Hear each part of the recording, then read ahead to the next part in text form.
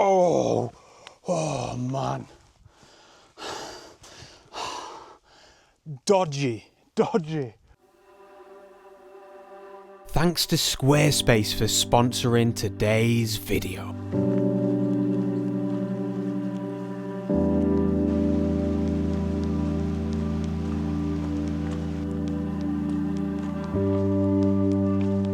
Hello ladies and gents, welcome back to the channel, and today I am equally as excited as I am nervous, I think, for today's little hike, or quite a big one actually. So we're heading up to a Wainwright called Scafell, and that is not Scafell Pike, which is the highest point in England.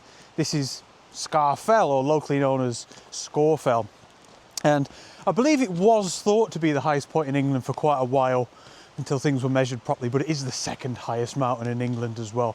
But it's all about a very specific part of this hike that is making me particularly nervous.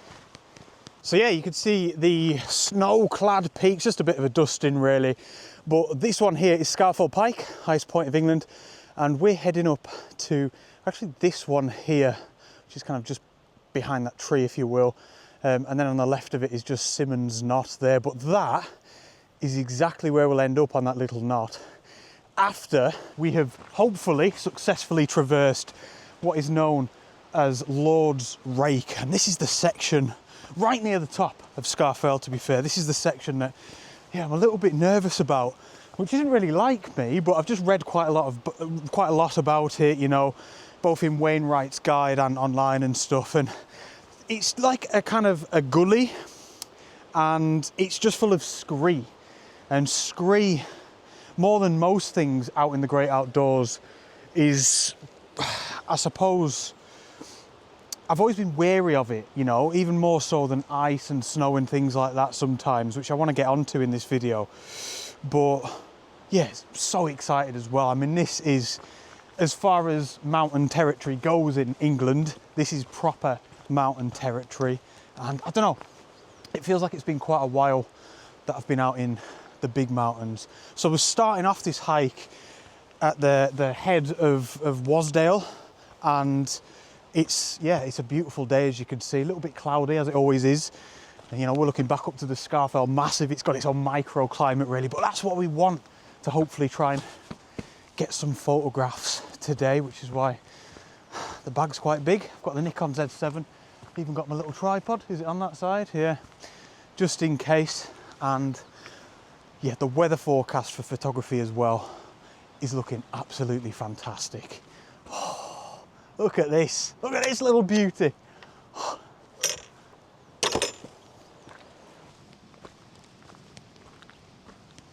One thing I want to try and do a little bit more of, if I can, especially now that, you know, we're slowly coming into spring, we're getting a little bit more daylight, is some loops. And like I think I said before, I'm doing a bit of a loop today, so we're not going up to Scafell and then back down the same way. We're actually going to go all the way around.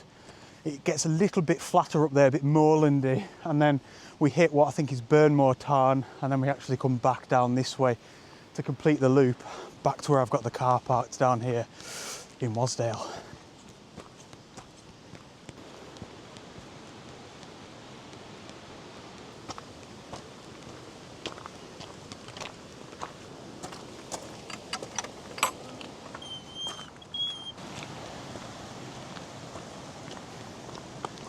Oh, look at that view of Wastwater behind, man. Absolutely class. So, this is the deepest lake in England, and I would say Wasdale, this valley here. Ah man, I feel like I say this about every lake, every valley, but this is probably like my favourite place in the whole of England to actually be. I wouldn't necessarily say it's the best place to take photographs. Probably say that's Ullswater around there in terms of the lakes and valleys, but this is just, like I said before, this is where all the big mountains are in England. It's really dramatic, and yeah, if you fancy somewhere that makes you feel quite small, this is the spot. So you can probably see here this big, you know, big wide well-trodden path here. This is one of, I think it's probably the most popular direct route all the way up to Scafell Pike, which, like I said before, that is the highest mountain in England. And you know, I always think this is a little bit of a contradiction and a bit of a weird one really, but I feel like most people that are not outdoorsy are not into hiking. Maybe not most people, but a lot of people, if they come into the Lake District, they want to go up Scafell Pike, and you know, I think that's brilliant, fair play if they feel prepared enough and everything. You know, that's the way to do it. They want to get to the highest point of their country, you know, I think that's really cool. But my point is, this is a well-trodden path because they're going up to England's highest mountain, but we are actually going to branch off over this little beck here, or gill. This is Lingmail Gill, and we're going to head over it, and that's where we come off this main kind of tourist path, if you will, and start edging towards the mighty Lord's Rake. Oh, what is that going to hold for us? But yeah, this gill, absolutely beautiful, isn't it? And I don't know about you lot, anyone that's into hiking, I just love a hiking track, a path that goes parallel up with a little stream or a river or gill or beck, whatever you want to call it. It just adds a little bit of something, doesn't it?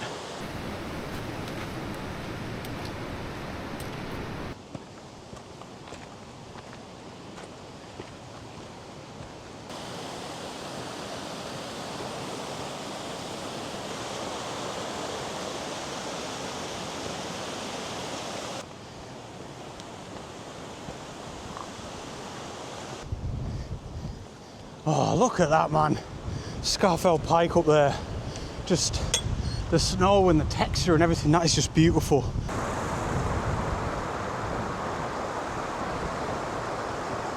So you might be wondering why I'm not taking any photographs just yet. I was considering getting the wide angle out here, maybe trying to use some of this beck here in the foreground. Beautiful view of Wasserot in the background, big fells, you know, but, I mean, I could do. I've just got this like real urge today to take photographs of the mountains up close and personal. These sorts of photographs, in fact, I saw a term once, I wish I remembered where I'd read it. I think it was in a book, and this particular photographer referred to this type of photography as simply mountain portraiture. And ever since then I've absolutely loved that, because I don't know, I know you don't need a label for, you know, how you're photographing things, but I really liked it because it was a style or a type of photography that I really enjoyed doing. But I just saw it as like landscape photography, but now I see it as a real thing, giving the crags, the mountains, the peaks of the mountains, beautiful shapes and like the textures, like I was saying about Scafell Pike with the snow, really giving them centre stage, you know, using the long lens, zooming in. And I don't know, yeah, that's just what I've really got in my mind today. And yeah, so I don't know, I probably won't be getting the camera out until a little bit further up, until we're a bit closer to the old Lord's Rake.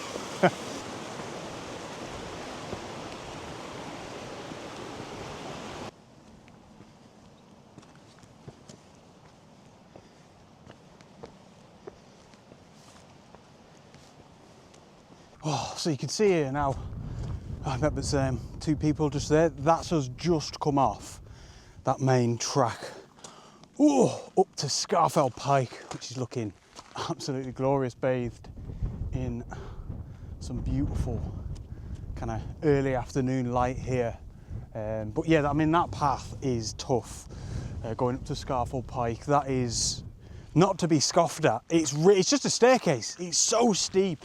It's absolutely shattering. I just looked at my kilometres. I'm only about a quarter of the way through my planned loop and I'm already shattered. And all I've got with me is a trusty meal deal. There'll be no roast dinners up here, but that'll do me. It'll be fine. So, oh, we are starting proper, getting like up close and personal with this now. So we've got to head straight up this path here, almost for another kilometre pretty much. Still a while to go, maybe a bit less, maybe 600 or 700 metres. And then pretty much as we get to the snow, we then sort of switch to the right, and then that up them sort of all them crevices and gullies you could see there, that's where we start hitting Lord's Rake. So it's looking like as well, in some shape or form, we are going to have to deal with a little bit of snow or ice. So adds to the excitement, adds to the nerves a little bit as well, I have to admit. And we're slowly leaving behind Wasp Water now as he kind of disappears behind Black Crag, I suppose, here. And I don't know when we'll see him next. I don't even think we'll see him from the summit of Scafell, but certainly at some stage when we come back round on the loop. But I quite like not fully researching a walk and the area. I like having a few little surprises dotted about. And I mean, let's face it, it's going to be fine. Wow, there's going to be so much more to look at anyway. Whew. The old nerves are jangling, I must admit.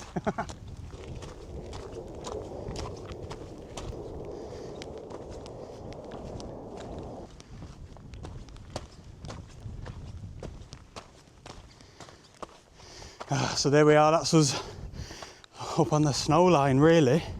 I mean, there's not much, it's just a little dusting of snow really.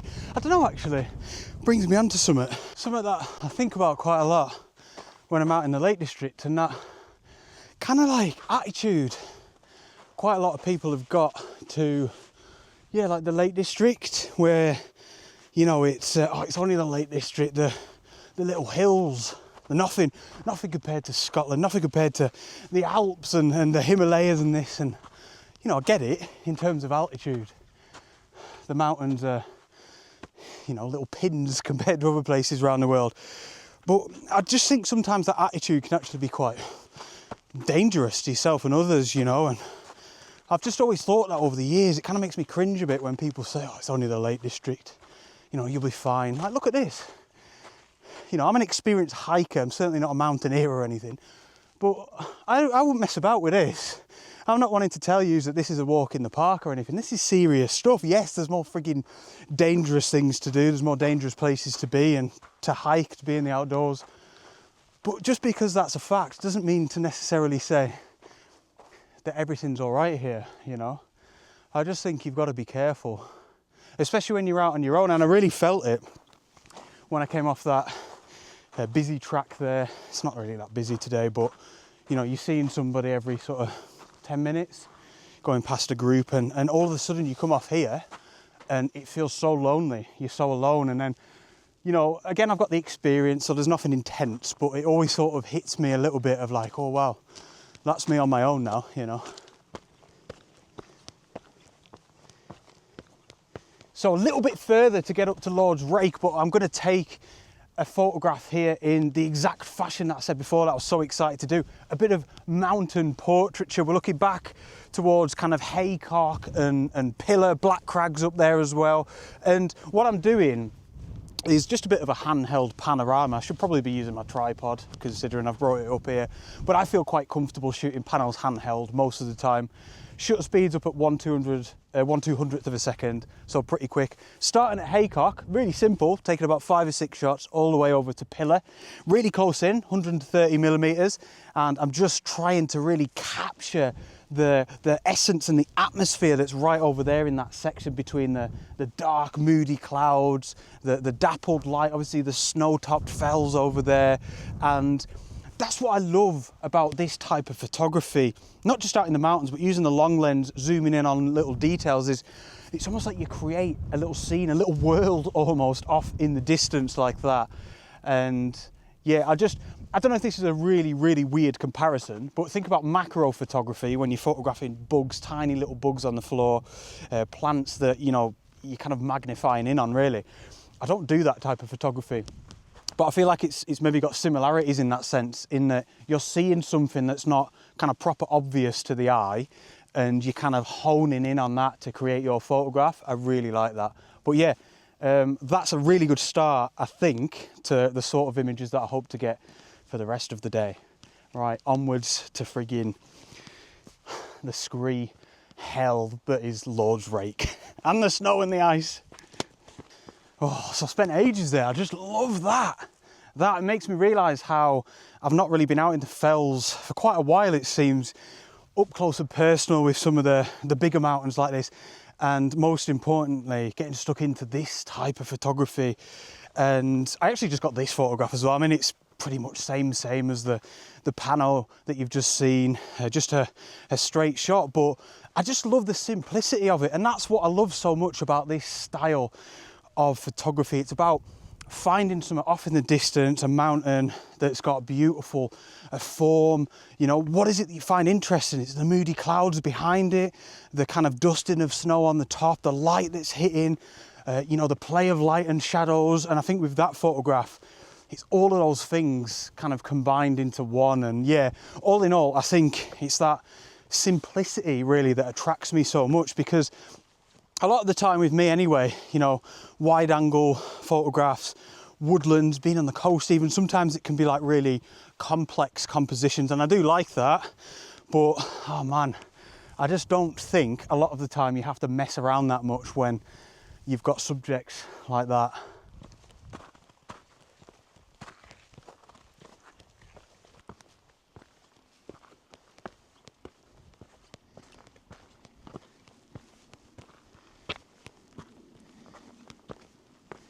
Right, so it's here.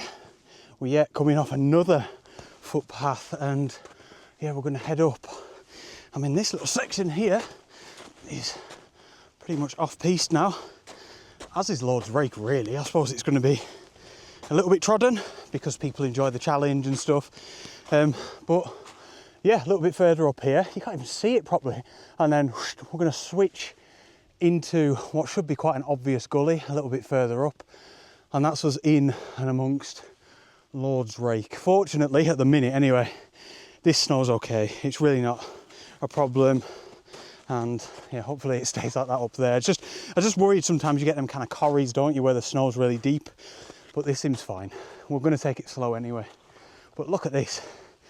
Talk about what I was saying before, up close and personal. Last little slither of lost water down there. Look at the light. Oh yes, that's absolutely stunning, man. And then all the way back round, and then look, oh my gosh, it's the clouds as well.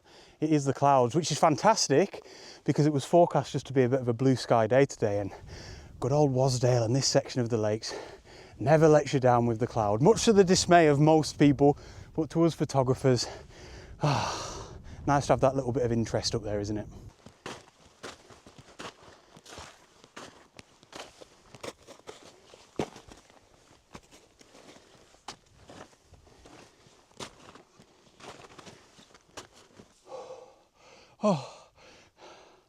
Oh, you ever out hiking, taking photographs, whatever, especially in these sorts of environments?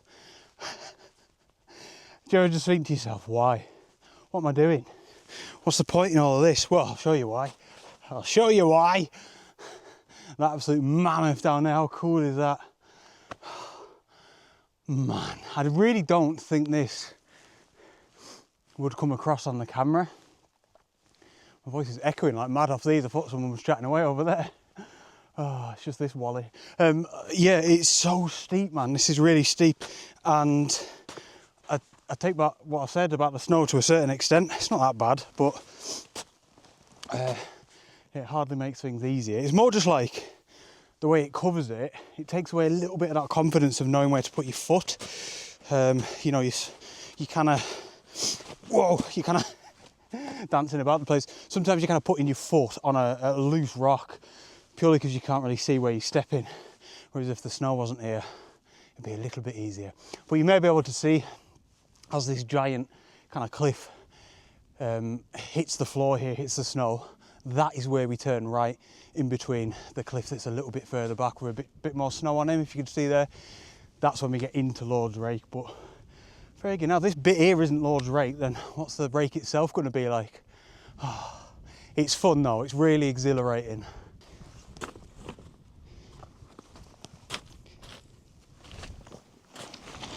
Whoa, we're sliding.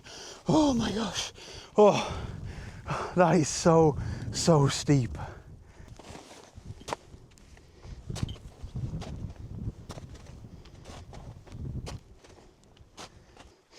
Oh yeah, this is like proper scree, loose scree. I think I sort of alluded to this before, but I was reading about scree. Why is it so dodgy? What is it that makes certain parts of like scree dumps, if you will, worse than others. And a lot of it's to do with water flow. So like Lord's Rake, where we're going, it'll probably become quite obvious when we get up there, like just basically a big gap in the top of a mountain. It's generally due to like water erosion, and you can imagine this snow now. It's a good example whilst this is here. This is going to melt and go sort of underneath these rocks, or you know, usually it'd just be water flying down here, but underneath all of the rocks that we're standing on. So as it's coming down at some force, by the way, you know, most of the time, it's going to be taking with it dirt, like really tiny little rocks, smaller pebbles are going to be going with it, whereas it's not going to move the bigger rocks. And if you think of like, you know, like a dry stone wall or something, it's the smaller stones that keep it together. Imagine all of this scree is just one big 3D jigsaw. It's them smaller stones in between the big stones that keep it intact. And yeah, that's, as far as I'm aware anyway, that's the same as like a dry stone wall. It looks like big stones, but the small stones are doing the job. And yeah, of course, that water's washing away all of that kind of protection underneath, if you will. It's keeping it all glued together. So that's probably one of many reasons as to why scree can be so dodgy. And I remember somebody saying to me once, I think it might have been on one of my one-to-one workshops. I want to say it was Greg. If you know who you are, Greg, you're going to know that I'm referring to you by just your first name, I think, if you still watch my videos anyway. But I'm sure it was you that said this, and you said scree is like worse than ice and snow. And I remember thinking, how's scree worse? But it's because, like, as long as you're prepared on ice and snow, you know, you've got crampons, you've got an ice axe, you know, you're winter ready. If you fall and slip, obviously it's not something that I'd like to try and test, and it's not a hard and fast rule, but generally you can get your ice axe in and stop yourself. You know, you can dig your feet into the ground.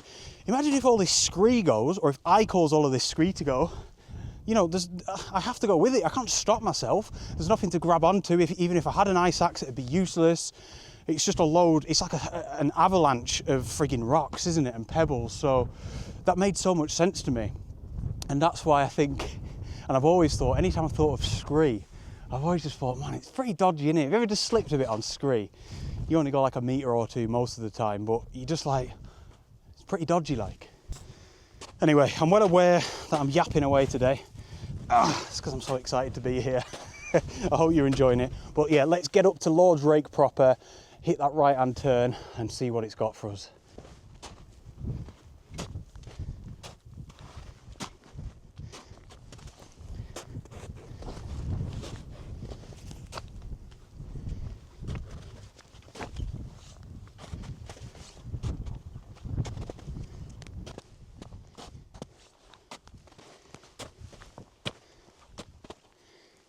Alright, so I found like a little bit of a path now. I guess it's like this is the normal path, and we are almost there. It's just like, I mean, it's crazy, you still can't even see it yet, but we're going to be taking a right into the mountain, it seems. Is it that little gap there? Taking a right in, but yeah, look at this. Oh, this is like beautiful, absolutely beautiful, but pretty dodgy all the same. But yeah, it's a lot easier now that I've found a little bit of a path, or you know, somebody else's footsteps, because my gosh man, being off piste then only for 15-20 minutes, I was like proper knackered me out.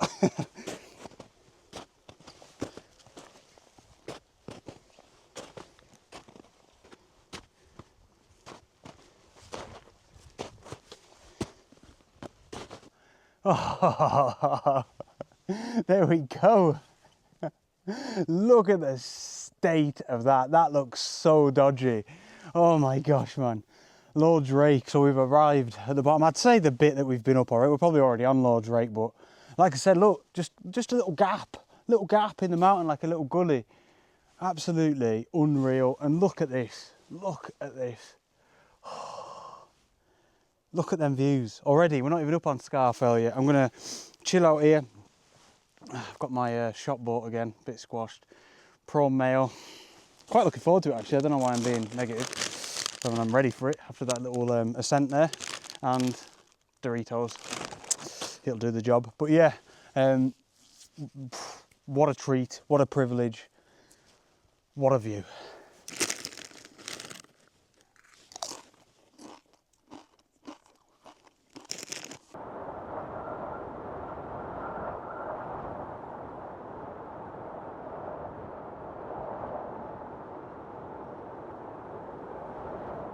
Oh, that was fantastic. The crisps especially, like, proper did it for me there, man. You know when you like I said before, coming up that bit of scree down there, it was so steep, it was knackering, and then you just like absolutely mad for a bit of food. That was lovely. Right, Lord's Rake, here we go.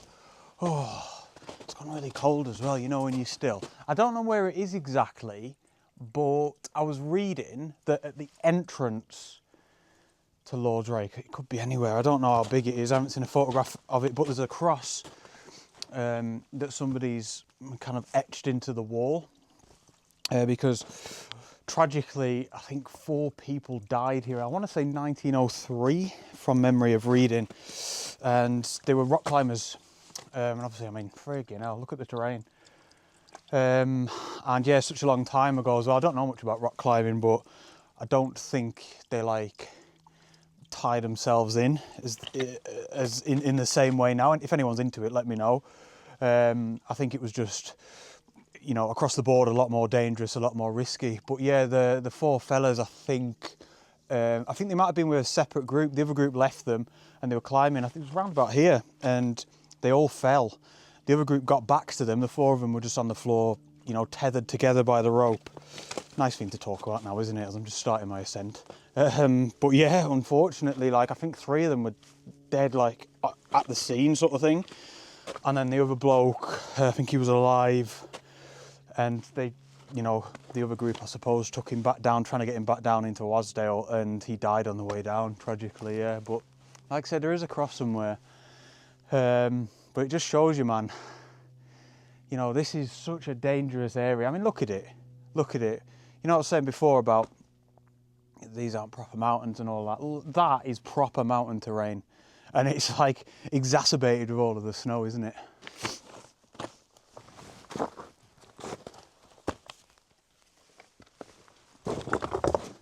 Like, listen, did you hear that? All that was a step. Just a little step. And that big rock there fell. This is the thing. This is what I'm talking about with Scream, man. It is so dodgy. Listen, rocks falling all over the place, like. Honestly, I genuinely didn't do anything then. Like, stuff falling. Right. I've got to take my time here.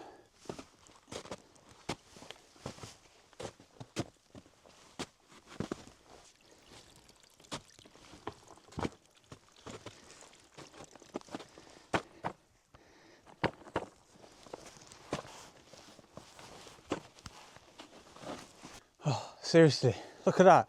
I mean, this place is obviously constantly changing. Rocks are tumbling. This place is just rotting, basically. It's being eroded. In fact, a bit further up, there used to be what was known as the chock stone. I think any stone in this particular fashion is called a chock stone. But yeah, it was just a massive boulder kind of blocking the way. And I think it crumbled in 2016 or something. And obviously all fell down, which, you know, really rams home that point of the fact that this is like a moving, constantly changing landscape. Oh, honestly, as like sketchy as it feels, as dangerous it feels, I suppose, it is so exciting, it's so fun. I mean, this is why you do it, isn't it? It's not just for the views. For me, it's not just for the photography, it's like the thrill of it, you know. It's that sort of thing that a lot of people, maybe some of you watching now, are just thinking like, oh, why? It's not for me. But no, I love things like this, man. And I mean, look at that. That is just absolutely glorious. Right. Concentrate. That's the word of the day. Or since we've hit all of this scree. Wow, just having a moment here. Oh, look at that. Look at it. Look how freaking steep that is, man. That is some mad angle. Look at it. Goodness me. That would not be a fun slide, would it? Right. Not too far. Judging by the OS maps, as we get into that little gap there, which is, I think, where that chock stone was, by the way. Remembering the photograph that I saw of it, I think it was length diagonally there. But yeah, once we're there, I think we might actually cut back on ourselves a little bit. I can't remember which way. And then not too far from the top. Whoa! Oh man! dodgy.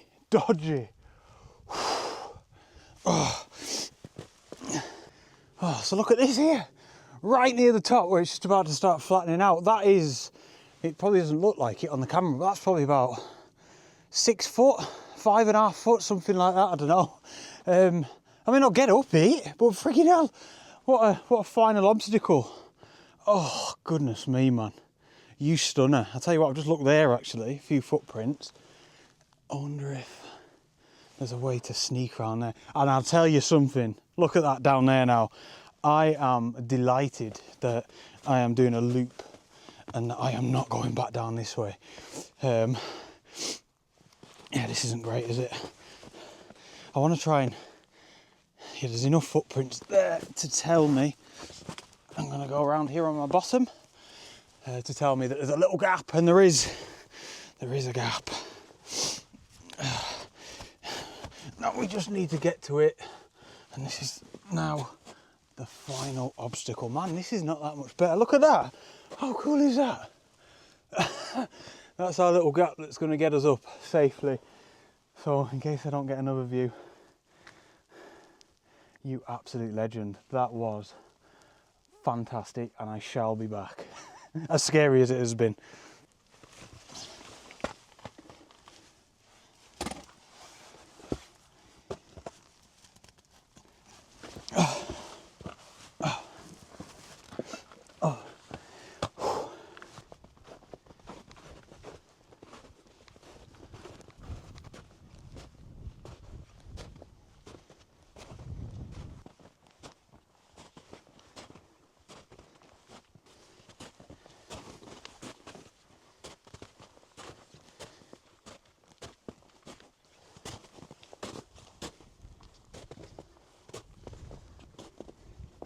Oh, wow.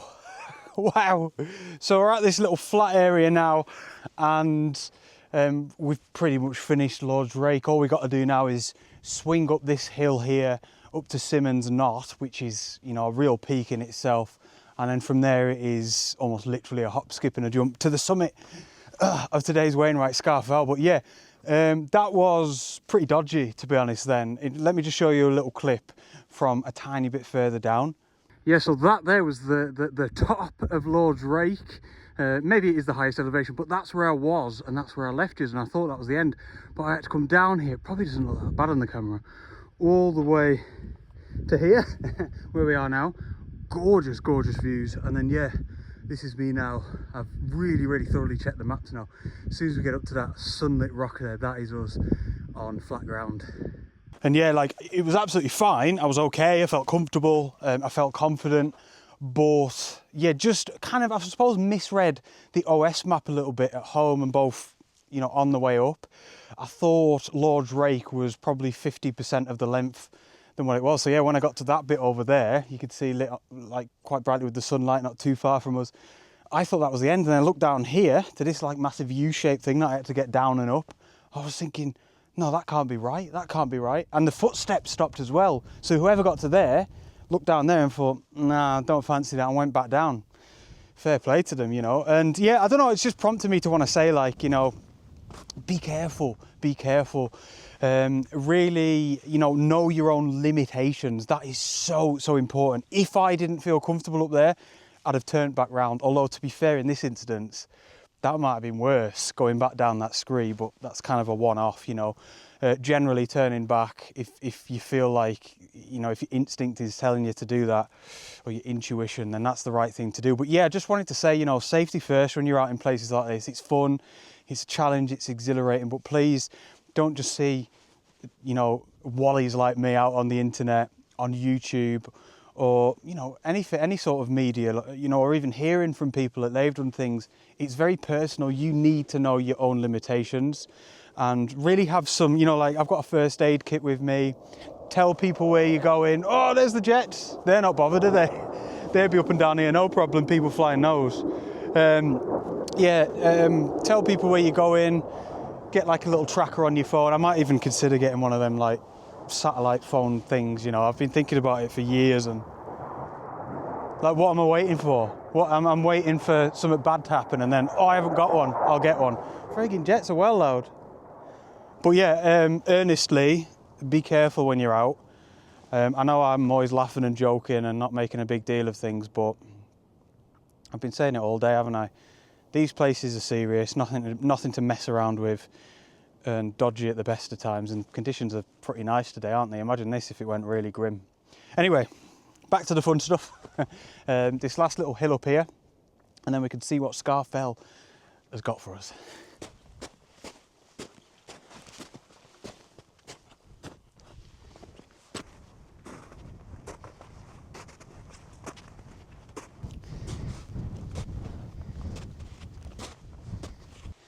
That, by the way, is Burnmore Tarn, so we kind of hit Scafell up here, and this is the loop we're doing.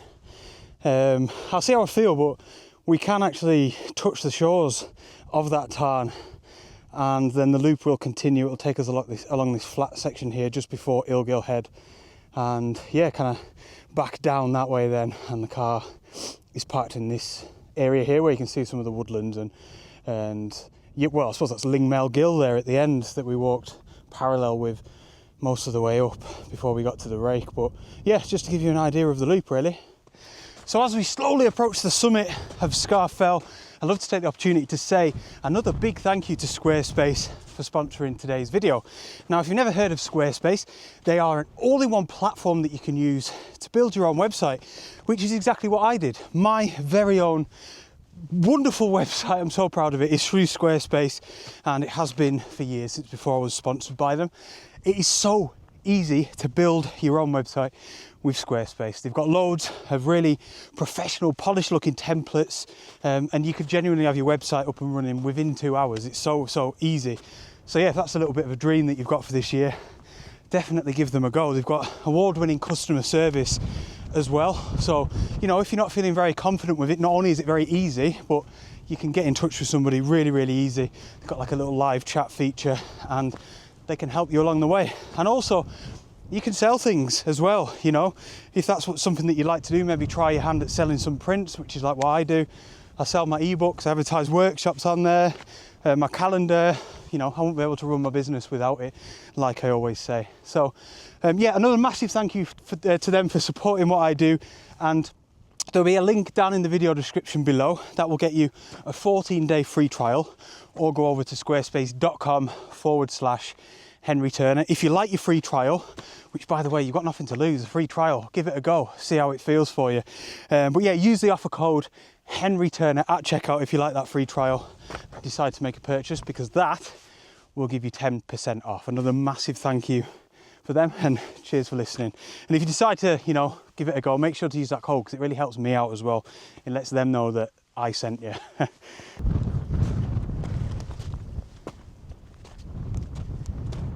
always find these really helpful when there's a little bit of snow. They kind of come into their own a little bit. Little path markers, little cairns, I suppose.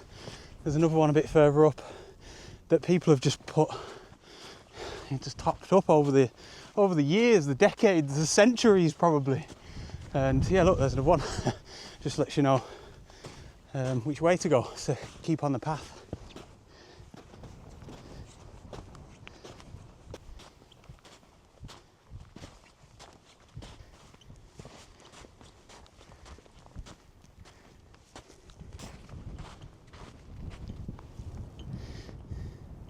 Oh, whew. So many like steep sections up here, man. There's been a lot of elevation gain, to be fair.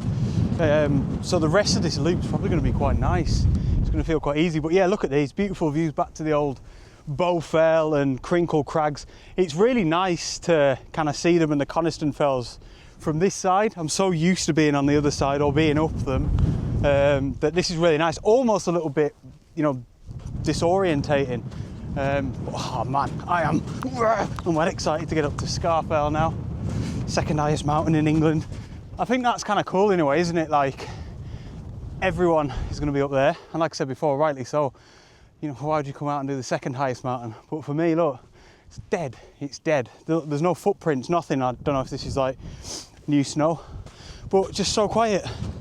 And I've only ever been up Scafell Pike once, and obviously the views are amazing, but so many better fells in terms of summit views.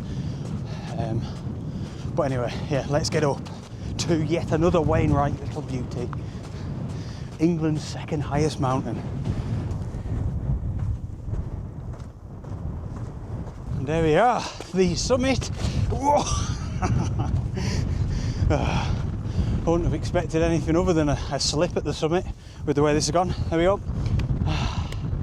Summit of Scafell. Oh man. It's pretty cool actually. I can't see anybody over on Scafell Pike. I mean, there probably is. Maybe there is, I don't know. I can't see anyone. They might be behind there's like a bit of a shelter up there or a big thing of rocks. But what am I trying to say? Providing there's no one up there, that could be me, the highest person in England currently.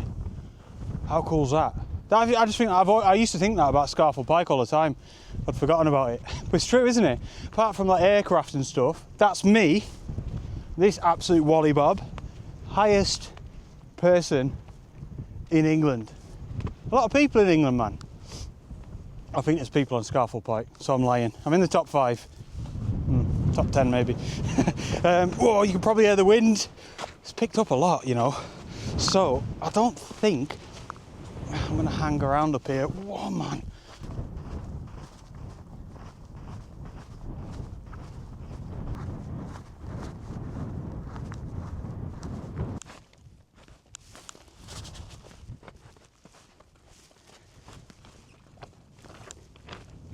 So it's still quite tricky, to be honest, this path. I think it's going to be quite tricky until we get off the snow line, but yeah, we're lucky because we've got these footpaths here. I guess, you know, a couple of people have been up this way today, I think, so that helps a little bit. But yeah, still a bit like scree everywhere and quite loose rock, and obviously the snow's kind of making it more difficult. In terms of the photography, that view still back towards Pillar and Haycock and everything, it's just beautiful. We've got this now down towards Wastwater. We're getting beautiful glimpses of Burnmore Tarn again, and as the sun, it just keeps coming in and out of them clouds there, right back towards Sellafield, actually over the Irish Sea, and the potential's still fantastic. Excuse me. I just don't really see the point in taking another photograph of, you know, that section there, because I think earlier on it was a little bit moodier when I got them photographs, and I just preferred it. But I'm going to keep my eye on that way, funnily enough, beyond Burnmore Tarn, because I don't know if you agree, but it just looks so dramatic. Some beautiful clouds over there right off in the distance, even though the mountains are a lot smaller. Yeah, that's what I've got my eye on.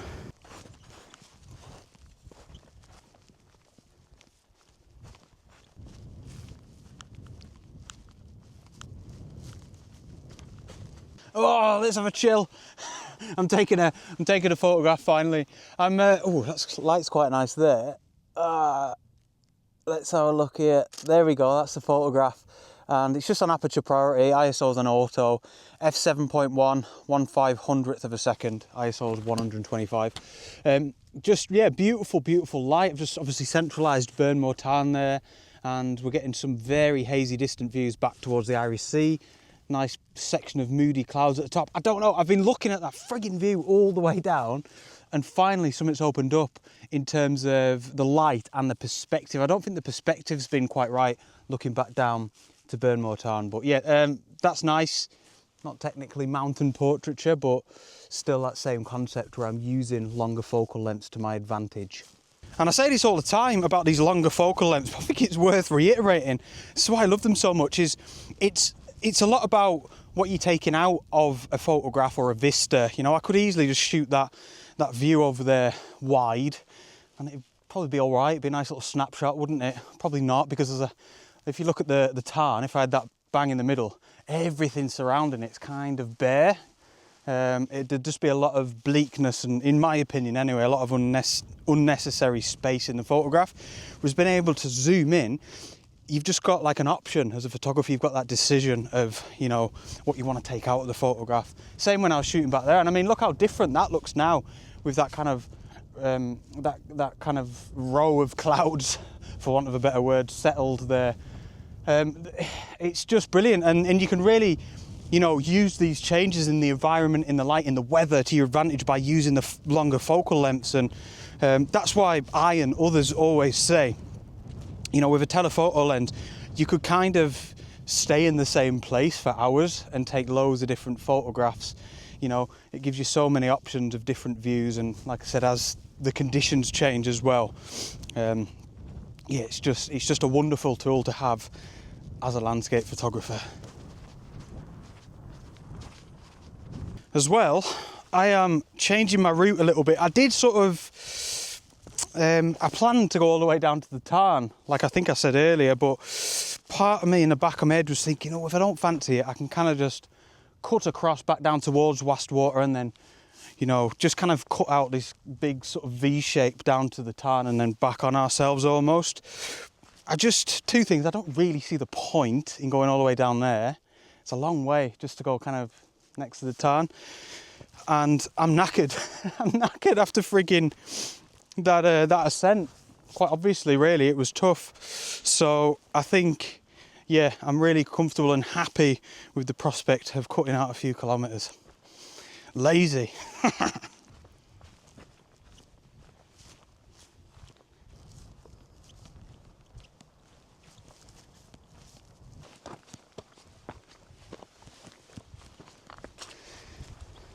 Friggin' hell, that is a marked path down there, believe it or not.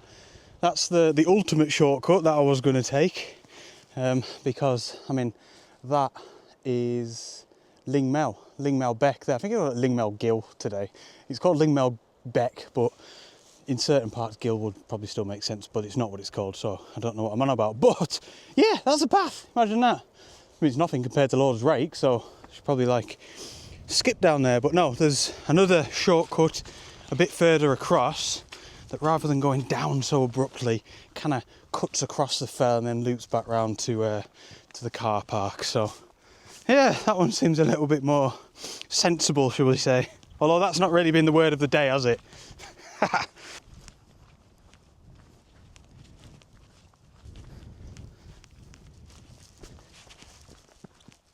You know what, going back to what we were talking about before, I thought this was really worth mentioning. What we were talking about when we were talking about safety, you know, knowing your limits, knowing your own limitations when you're out in places like this. This, as crazy as it sounds, this is where you're more likely to get hurt. You know, on the way back down, when it feels nice and safe, it's just a field, you know, barely any descent going on, no incline. You know, you'd think that those horrible rough terrains like that, you're just looking around and it's danger, danger, danger everywhere. You'd think that's where you're more likely to hurt yourself, but it's honestly, like, statistically speaking, it's coming back down, which makes sense for a couple of reasons, I think. Is firstly, you know, you're kind of on the way back down, you're tired, depending on what you've done on the way up as well. This is what made me think about it now, because I'm thinking, man, I'm knackered. That's what made me think about this. You know, you can be exhausted coming down and you're just stumbling away. And have you ever had that where your legs are like jelly and just like stumbling down? It's dodgy. And secondly, you can get complacent. You know, you don't think anything of this. Your mind's not in that danger mode of, oh, I need to be careful. Everything just feels calm and safe. And before you know it, the old ankle's having a little boogie like that. And I don't know why I'm laughing, like, it's not good. But yeah, honestly, just bear that in mind. I don't know how you'd implement it, but, you know, just have a bit of awareness when you're out and you're going down. Don't let the complacency creep in, because, yeah, believe it or not, that lovely looking little path there is actually just as dangerous as anything we've done today.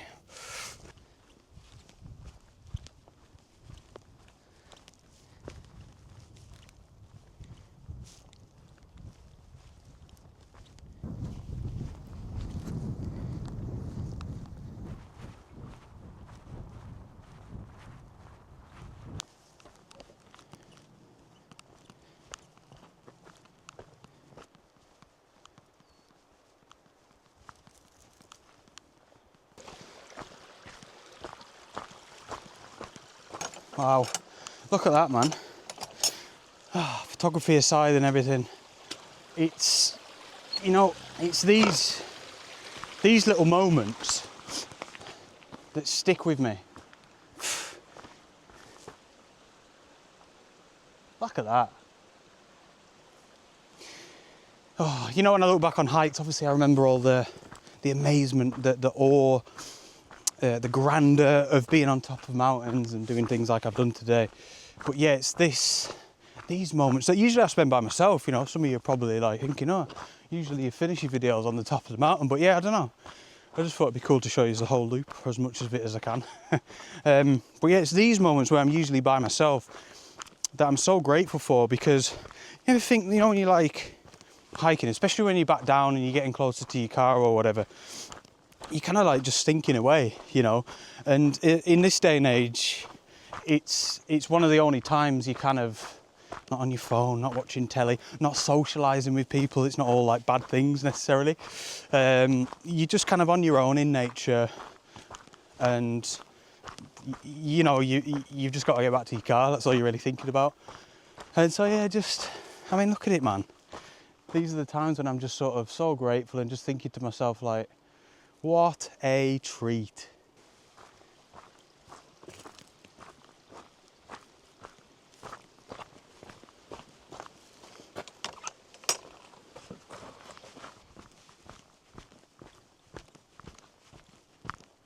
So thank you so much for tuning in, as always. I really hope you enjoyed it. Do comment down below. I really enjoy hearing from you.